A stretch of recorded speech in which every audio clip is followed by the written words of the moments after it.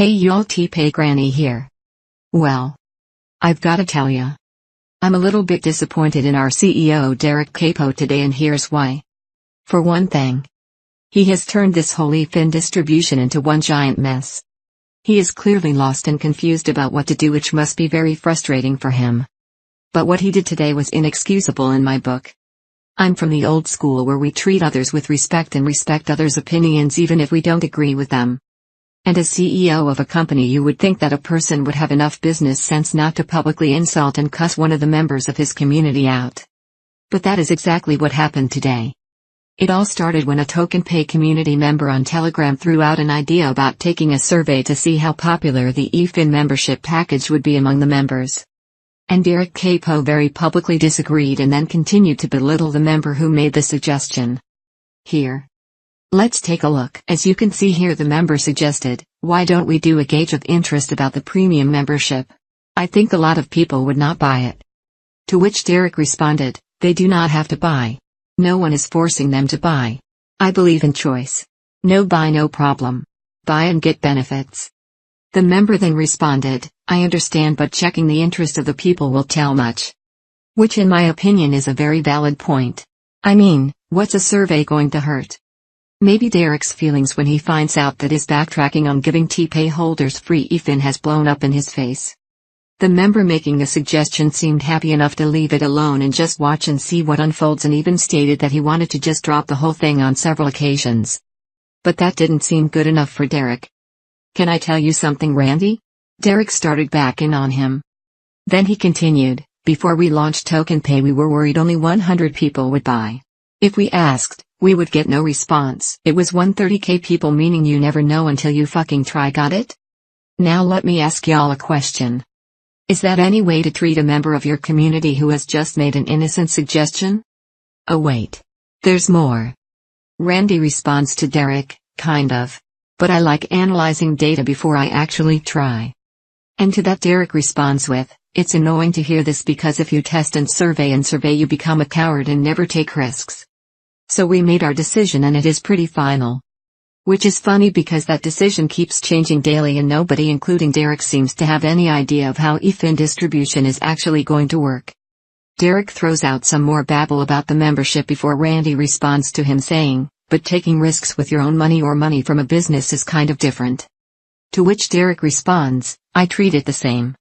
And Randy says, dangerous. Derek immediately responds, the community does not have to buy a membership, Randy, if they want to be okay a centralized exchange. More power to them. Fuck Randy, what don't you get? Whoa now. At this point I had to start wondering if someone hacked Derek's account or if he's really just a dick like this. I mean, which CEO of which company treats their community like this? I say, if you can't do any better than that, Mr. Capo, maybe it's time to take a break from social media. But the berating continued. Randy comes back and asks, but why not benefit from the community we already have? That's the people backing TPay right now. Then he tells Derek to chill in his responses to his suggestions, and Derek responds, it's silly the things you are saying, it's borderline annoying. Wow. Really, Derek? You know what's borderline annoying is when someone says they are going to give you a gift and then before they even give it to you they say, oh, you know what? I changed my mind and now you will have to purchase this gift from me if you want it. Don't like it? Not my fucking problem. Get over it or get lost. That's the whole attitude the social media team of TokenPay seems to have, and now I see why. It's because their leader sets the tone for accepted behavior, and as you can see his behavior and reactions are borderline tween tantrum because someone dares speak out and have an idea. If you don't like someone's idea, just tell them that you respectfully disagree and move on. There's no need for this nonsense. Especially from the CEO of the company. And they wonder why the community has shrunk over the past few months. It's because of this attitude that nobody is allowed to have a different opinion than the rest of the herd. And when you do, they all gang up on you and belittle you all together. Do you really think that is what serious investors want to see? I mean, what if someone who wanted to buy $1 million worth of TPay had just entered the room and saw that the CEO of TokenPay was treating his community this way? Do you think that person is still going to invest the $1 million? Probably not. People say it's a lack of products that is stunting the growth of cryptocurrency. I say it's a lack of maturity among the communities that is the problem. Have a different opinion or want to offer an unpopular suggestion? You get responses like, "Oh, stop spreading FUD," or "ban." Let's get real, people. This is not high school. So the argument continues for a little while longer, with Randy saying, "Okay, enough, guess you don't like true opinions." And Derek responding, "Opinions?" Then Randy says, "Just trying to help where I can." And Derek responds, "You are telling me that it will not work and that I should just give eFin for free." Randy comes back and asks, "Lol, where did I say that?" And Derek says, "It's pretty clear the intentions." Which is pretty misguided by Derek, in my opinion. Derek then continues, "Your business rationale makes no sense here." With the full support of the herd behind him. On a side note, it is hilarious to watch everyone line up to kiss Derek's ass every time he hops on Telegram. Someone else chimed in with, "Giving free eFin won't help ever, liquidity people will come to dump eFin." And Derek responds, "Correct. So if you do not want to pay, no problem. Trade $500 a month worth. We are catering to all people. We want volume." Shit. Randy comes back on the comment that his business rationale makes no sense, and he says, "Promising something and changing it multiple times doesn't make sense." Which is exactly what I've been saying since this whole eFin debacle started unfolding. Randy then says, "Sorry for my bad reaction, but I'm out." Derek then steers the conversation into retardville by comparing TokenPay to a fast food chain and sex. He says, "How many times does McDonald's change their menu? Do you have sex with your GF or wife the same day and time every day?" To which Randy responds, "Comparing a McDonald's menu with a tech business, LOL." Then Derek says, "Do you always have to stick to a plan if you feel you're wrong?" Yes, Randy. Xbox. They fucked up when they wanted to charge for used games. People got mad. Then another user chimed in with, "Only problem is here that we thought first we get free eFins. And it changed. So if it was like this in the beginning, that €90 subscription and get eFins etc., it won't be a problem. We are small user base to the exchange, we need the people outside this community." Which is how most people feel. If you offer someone something for free and then take it back and say, "Well, I'm not giving it to you anymore, now you are going to have to pay for it." What kind of person does that make you? What kind of business are you running? What was Derek expecting for people's reactions to be? It's like winning a raffle prize and then showing up to collect it and the person in charge telling you that they changed their mind and they are no longer giving the prize away, but you can buy it from them if you want. Makes no sense. Randy then comes back and says, "When you're just trying to pop up some ideas but it gets totally misunderstood." To which Derek responds, "Uneducated people maybe." So now everyone who has an idea about how eFin distribution could work is uneducated. What's next, Derek? Black people can't have ideas? Women can't have ideas? Why not spend the time to educated people instead of insulting them for trying to help you by recommending that you do something sensible? Derek later says, "We have to be innovative here. Bitching and complaining makes you part of problem, not solution. So if you make a suggestion to do something as simple as put out a survey, you are now bitching and complaining and you are a problem. That's how you encourage a free-thinking community?" A little later on, Randy responds to Derek telling him that his opinion has no substance by saying, "My opinion does not fit in your way of thinking and I think that's the reason you reacted like that. But no problem, I'll keep quiet, I don't have time to be treated this way." And that to me is the whole problem.